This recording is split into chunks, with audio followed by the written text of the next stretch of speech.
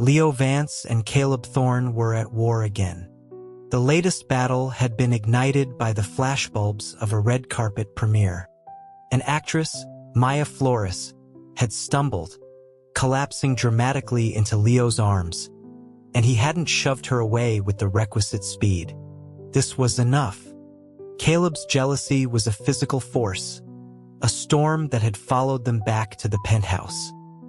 He had called Leo filthy, his words like stones, before the argument devolved into something primal and bruising in the master bedroom. Caleb, when consumed by his tempests, was a tyrant. His actions devoid of the tenderness Leo craved, leaving him feeling broken and used. Summoning a final shred of defiance, Leo's hand had cracked across Caleb's face. The sharp sound hung in the air, a punctuation mark on their decade-long entanglement. The moment the sting registered on his own palm, Leo knew he had signed his own death warrant. Caleb Thorne, president of the monolithic Thorne Industries, was a man who had never been defied, never been struck. Leo was the first. Caleb's eyes, usually a warm hazel, had turned to chips of ice. His fingers closed around Leo's throat, a cold promise. He had asked, his voice a razor's edge, if Leo had forgotten his place. Then he was gone, leaving only the ghost of pressure on Leo's skin and the slam of the penthouse door echoing in the cavernous space. Leo touched his neck, relieved to find it bruised but intact. Caleb hadn't intended to kill him, not really, but his career was another matter. The calls began the next morning. Endorsement deals, previously ironclad, evaporated. Whispers turned into headlines. Some speculated about legal troubles, others about tax evasion. The more lurid tabloids hinted at a life of reckless debauchery that had finally caught up with him. Suddenly, Leo Vance was radioactive. The calls he made to former allies went to voicemail. He finally got Caleb on the phone, his voice shaking with a rage born of years of swallowed grievances. He demanded to know if this was Caleb's doing. He screamed about his own hard work, how everything he had achieved was through his own sweat and blood. He reminded Caleb that he had never even been willing to finance a small indie project for him, let alone pave his way to stardom. The years of tolerance, of quiet suffering, of being molded and reshaped, crested into a tidal wave of resentment. He had wasted a decade of his life. He told Caleb they were through, that he never wanted to see him or speak to him again. It was the first time he had ever spoken with such finality. Their past arguments, their cold silences, had always ended with Leo's capitulation. Caleb was a man of unbending will, a stranger to compromise. In his better moods, he could be generous, doting, a perfect patron. But to cross him was to invite a punishment that was both creative and cruel. Leo was exhausted. He was tired of playing a ghost, of being a beautiful, tragic echo. He was done being a slave. A quick check of his finances brought a small measure of relief. 10 years in the Hollywood machine had left him with a substantial nest egg, more than enough to live comfortably for the rest of his life. If Caleb was going to blackball him, then he would retire.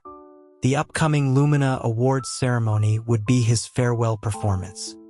As a final gesture to the fans who had stood by him, he chose his most impeccable tuxedo. Whatever happened, he would be the most striking man in the room. The reality of his fall from grace was starker than he'd imagined. Despite being a 3-time award winner, his seat was in the back rows, behind a gaggle of vapid internet personalities. Directors and fellow actors who once greeted him with effusive warmth now averted their eyes, their sudden coolness a masterclass in Hollywood opportunism. Only his fans, a loyal block in the upper balcony, shouted their devotion. He heard their cries of support and felt a genuine smile touch his lips for the first time in days. He stood and blew them a kiss, a gesture of sincere gratitude. His longtime agent, Regina, had always discouraged such interactions, insisting he maintain an aloof, artistic persona. The truth was, Leo reveled in their adoration. He saw a commotion as their glowing signs and phone screens flared to life, a constellation of loyalty in the vast, indifferent auditorium. The ceremony began. Leo knew his nomination for Best Actor was a lost cause. His placement in the cheap seats was confirmation enough. He felt a pang of guilt for director Xie, an old maverick who had pinned his comeback hopes on their film. As expected, their movie was completely shut out. With each passing category, Xie shot daggers at him from across the aisle. If not for another of his films being in contention, Leo suspected the old man might have physically assaulted him. Resigned, Leo started scrolling through his phone. Online, a firestorm was brewing. The consensus was clear. The awards were rigged. A poll with over 100,000 votes overwhelmingly declared him the rightful winner for Best Actor, praising his transformative performance. A small measure of pride warmed him. The audience's validation was worth more than a hollow statue. His name was trending for all the right reasons.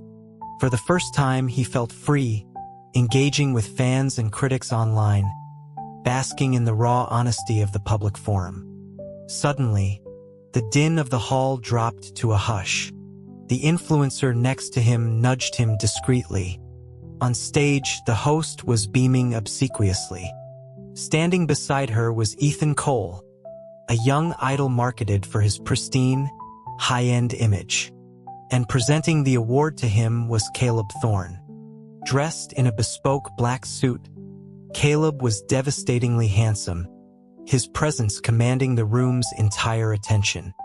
Fans shrieked. A famous director had once quipped that Caleb's only failing was his inability to act. Leo snorted silently. No one knew the performance Caleb was capable of. He projected an aura of warmth and accessibility that was a masterfully crafted lie, concealing a soul of cold, transactional logic.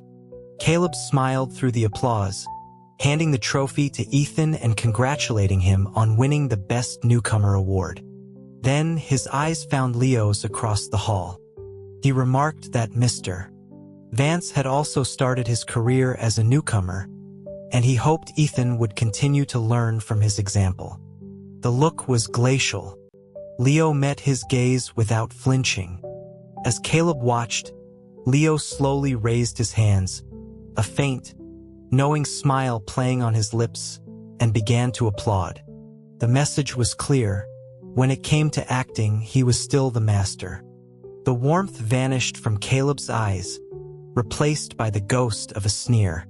The clip of their silent, televised duel went viral. The internet, misinterpreting his gesture as sour grapes over Ethan's win, erupted. His own fans were besieged. Feeling protective, Leo waded into the online fray himself, only to be physically hauled into a waiting town car by Regina. She looked frantic, informing him another major project had just been pulled. She knew the broad strokes of his situation with Caleb and begged him to just apologize. She insisted that Caleb was all bark and no bite, that he just needed Leo to admit fault. She pointed out that Caleb's attitude was the industry's weather vane, and Ethan Cole was already poised to take his place. Leo, still absorbed in his phone, mumbled that they could have the new guy. He was retiring. Regina was aghast, demanding to know why. She asked if it was because of the showman's rumors with Maya Flores, the actress from the red carpet. Leo nodded. For that small, manufactured incident, Caleb had humiliated him, blackballed him, and was now parading a replacement. Fine. He was out. Regina was speechless, explaining that faking a relationship for publicity was standard practice. She couldn't believe Caleb would react so strongly and insisted on driving to his estate to clear the air. Leo was too weary to argue. The car sped toward Caleb's secluded Malibu estate, a stark, modernist fortress overlooking the Pacific. Typically, they stayed in the city penthouse for discretion, but tonight, the house was ablaze with light. Leo watched as Ethan Cole helped a slightly unsteady Caleb from a car. He watched as the younger man guided Caleb inside. He watched as the lights in the master bedroom flickered on, and then, slowly, the curtains were drawn. An hour passed. Then two. Ethan didn't emerge. Leo's gaze dropped. He asked Regina, who had been insisting they wait, if she found this interesting. She had no reply. As the car pulled away, the city lights smeared across the window like a broken promise. It was almost funny. He had always been a stand-in, a substitute for a ghost. Now Caleb had found a younger, more pliable model. It was only natural that he be discarded. His phone buzzed. It was a text from Maya Flores. "Mr. Vance, help me." She claimed she was in a bad situation, that someone had set her up. She was vague on the details, only pleading for him to come get her from an after-party. Regina warned him against it, suggesting it was just another publicity stunt. Leo scoffed. What publicity could he offer now? He had no resources left to exploit. If she wanted to be linked to him, he was willing to cooperate. Regina was still hesitant, worried it was a setup, but Leo was past caring. The scene at the hotel ballroom was depressingly familiar. These post-award dinners were hunting grounds. Too much champagne, and the industry's predators showed their teeth. An older, influential director, a man named Sterling, had Maya cornered, his hands roaming freely over her gown as he spoke of collaboration. Maya, unable to risk offending the man, had called the only person she knew who was already professionally ruined. Leo had run this interference countless times. He strode over, hand extended. He started to greet Director Sterling, feigning an urgent need to discuss a past project, intending to create a diversion for Maya to slip away. But something was different. Sterling, who had always been professionally cordial, recoiled as if Leo's hand were diseased. His face was a mask of contempt as he told Leo not to interrupt his business with Ms. Flores. The message was received. His A-list status had expired. Sterling took Maya's arm again, steering her toward a private suite. Maya's eyes screamed for help. She was only 19, a college sophomore, the same age as his niece. On set, she had been sweet and earnest, always sharing snacks from home. He couldn't stand by and watch her be devoured. Anger, cold and pure, surged through him. He moved forward and took Maya's other wrist. He informed Sterling that he and Maya had something to discuss, and without waiting for a reply, he pulled her away. Sterling, sputtering with rage, cursed at him from behind, shouting that Leo wasn't a big shot anymore. Leo ignored him. Once they were out of the ballroom, Maya, shivering in the cool night air, her gown half off her shoulder, looked terrified. Leo took off his suit jacket and draped it over her. He gently chided her for being so naive as to go into a situation like that alone. Her eyes welled with tears as she explained that her own agent had pushed her into the meeting. She asked, her voice trembling, if he would get in trouble with the director for this. Leo almost laughed. He had already offended Caleb Thorne. His career was over. What did one more enemy matter? He told her not to worry about it and sent her home in a cab. The next morning, Regina woke him by beating him with a pillow. She shoved her phone in his face, her own face pale with fury. Paparazzi photos of him escorting Maya home late at night were everywhere. The headlines were explosive, speculating about a secret romance, a heroic rescue, a classic case of an on-set affair. Leo found it amusing. It was all free publicity. Regina was apoplectic, yelling that he was a fool, that he'd been played and didn't even see it.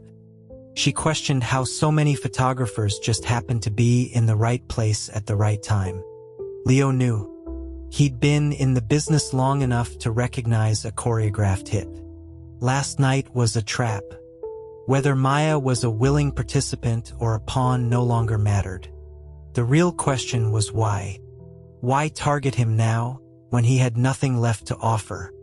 It made no sense for a rising star like her to hitch her wagon to a sinking ship like his. He mused aloud that maybe she was after his benefactor. Of course, Regina suddenly understood. She's trying to get to Caleb through you. The words were barely out of her mouth when the apartment door burst open. Caleb Thorne stood there, his face a thundercloud. He ignored Regina, uttering two cold words. "Get out." She shot Leo a worried glance and scurried away. The temperature in the room plummeted. Caleb sat opposite him and demanded an explanation. Leo gestured vaguely at his phone, stating that the tabloids seemed to have it all figured out. He was a hero. He began to read a headline aloud, detailing his tender and considerate actions, but was cut off by the sound of a water glass shattering against the wall. Caleb's temper had always been his tell. Leo set down his phone. He looked into the face of a man who seemed capable of murder. Caleb asked him one last time if he was leaving. Leo's reply was a quiet, firm yes. In a flash, Caleb was on him, his hand once again closing around his throat. Through the tightening grip, Leo gasped out a sarcastic question, asking if Mr. Thorne couldn't bear to part with him, now that he'd found a new substitute. Caleb froze, his eyes wide with a flicker of disbelief. The unspoken truth was finally in the open. Leo had always known he was a replacement for Caleb's first and only love, Julian Croft, but he had played his part, pretending ignorance. He had let Caleb mold him, change his mannerisms, his speech, his entire personality into a pale imitation of a dead man. God, the humiliation of it all. He had thought the money and the career made it a fair trade. But Caleb had been so cruel, so dismissive, withholding opportunities, then destroying his career without a second thought. All the years of feigned sincerity had been trampled. His voice broke as he spoke of it, a single tear tracing a path down his cheek. Caleb's hand fell away. Leo turned his head, wiping his face, and gave a bitter, self-mocking laugh. He told Caleb he was the better actor after all. A pretty face like Ethan's couldn't summon tears on command. He continued his taunts, suggesting that even if Ethan's acting was subpar, his face was more than enough. He looked Caleb dead in the eye and delivered the final blow. After all, he was the one who looked the most like Julian. Caleb roared at him not to say that name. More than a decade had passed, and he still couldn't escape that ghost. Julian Croft, Caleb's childhood friend, his white moonlight. They had grown up together, two sons of powerful families, inseparable. A love had bloomed between them, unspoken and tentative, until Julian decided to confess. He had been flying back to surprise Caleb for his birthday, texting him just before takeoff that he had something important to tell him face to face. The plane went down. The unspoken words, the future they might have had, died with him. For Caleb, Julian was everything. And then he was gone. 2 years later, Caleb had found Leo, a 20-something struggling actor, eating craft service on the set of a cheap Western, and saw a ghost. He had offered Leo the world, and Leo, young and naive, had accepted. At first, being a substitute didn't bother him.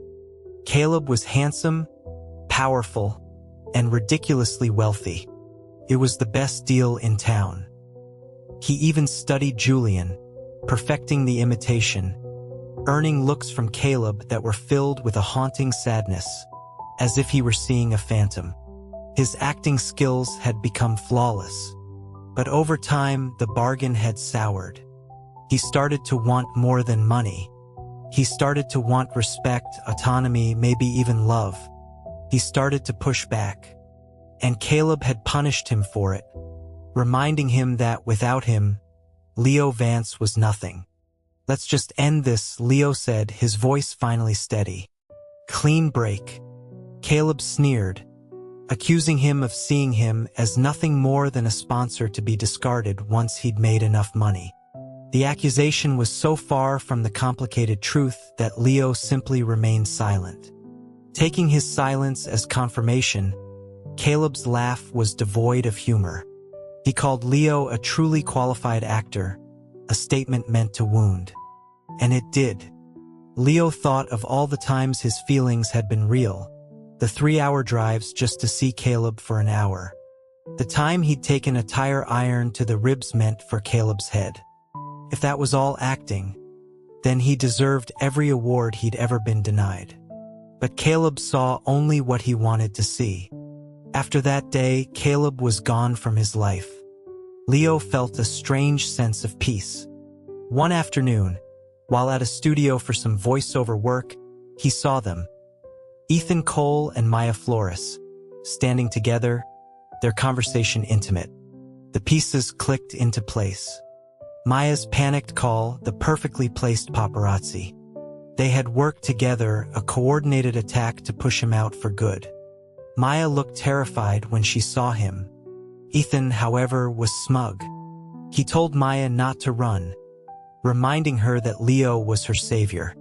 Leo looked from the ambitious young man to the 19-year-old girl, an actress of immense, raw talent.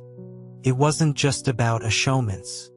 Their ambition was far greater. He finally understood Caleb's recent paranoia about his public relationships. The proud, arrogant man could never just admit he was afraid of losing him. Leo shook his head, a sad smile on his face. He patted Maya's shoulder and advised her to take care of herself. Caleb's retribution was legendary. Ethan might be safe behind his uncanny resemblance to Julian, but Maya was utterly exposed. He tried to walk away, but Ethan stopped him, asking if he really thought Caleb would ever take him back. Leo just shrugged. He sincerely congratulated Ethan on his success and, as a parting shot, advised him to wear more white shirts. It would play well to Caleb's preferences. Ethan's composure cracked, but before he could respond, a sharp, female voice cut through the tension. "What are you all doing here?" The voice belonged to Isabel Thorne, Caleb's older sister and the true power behind the Thorne empire. She regarded Leo with the same icy disdain she always had.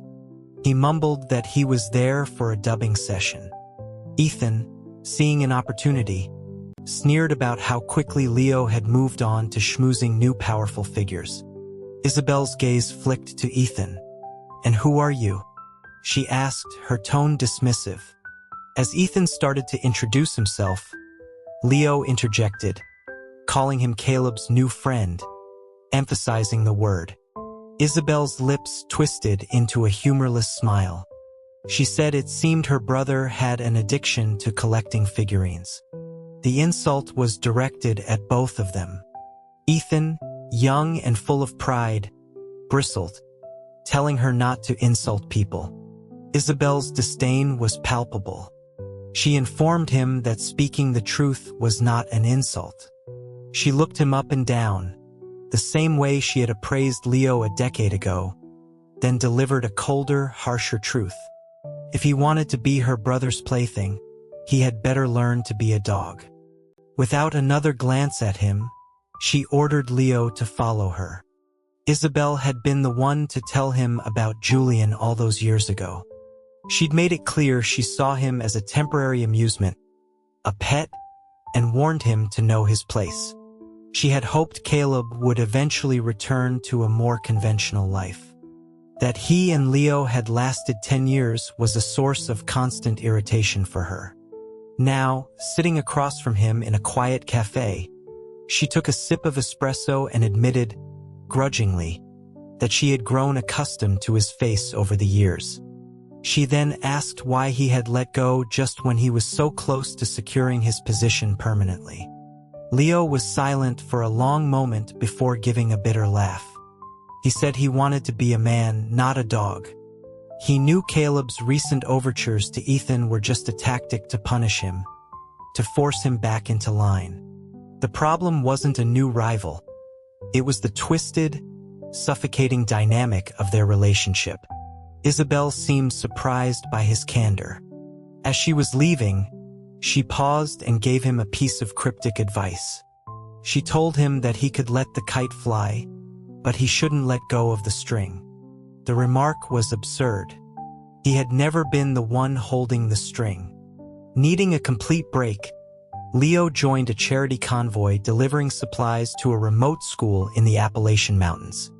He spent a week there, surrounded by the raw beauty of the wilderness and the humbling sincerity of the children. It was a balm to his soul, a stark contrast to the scripted emotions and transactional relationships of his former life. On the day they were meant to leave, the children's tearful goodbyes moved him, and he decided to stay one more day. That decision saved his life. A torrential storm triggered a massive mudslide that washed out the only road, wiping out entire sections of the mountain and isolating them completely. For days, there was no signal, no way to contact the outside world. When they were finally able to leave, the devastation was breathtaking. He felt a profound sense of gratitude. As soon as his phone reconnected to a network, it exploded with a flood of notifications that caused it to crash. He managed to call Regina. Her first word was an ecstatic scream, asking if he was still alive. Her second was a roar. She demanded to know if he had seen the internet, telling him his sponsor was having a full-scale public meltdown. Caleb go crazy online? Curious, Leo opened his social media app. He was stunned. Caleb had posted dozens of updates, all addressed to him. Just come back. Whatever you want. I'll give it to you. And then, another, Leo, I know some things aren't a performance. 10 years can't be an act. The posts were raw, desperate, and utterly unhinged. The number of likes and shares was astronomical. The comments were a chaotic mix of shock, support, and mockery. He could only imagine the frenzy of the past few days. Caleb Thorne, the untouchable titan of industry, had torn open his chest and shown the world his bleeding heart, all for a disgraced actor he had thrown away.